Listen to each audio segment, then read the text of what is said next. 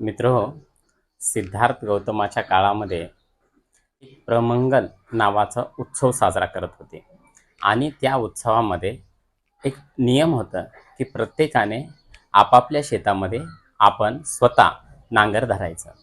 सिद्धार्थ गौतम हा आपल्या शेतामध्ये आपण आनंदानं नांगर धरायचा आणि तो नेहमी आपल्या शेतामध्ये काम करत असत.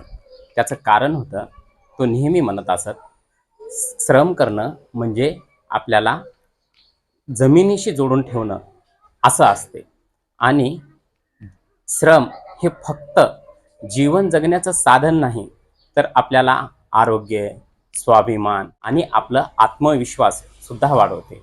म्हणून 12व्या शतकामध्ये महात्मा बसवांना देखील कामाचं महत्त्व सांगते वेळेस कायकवे कैलास असं सांगितलेले आहे.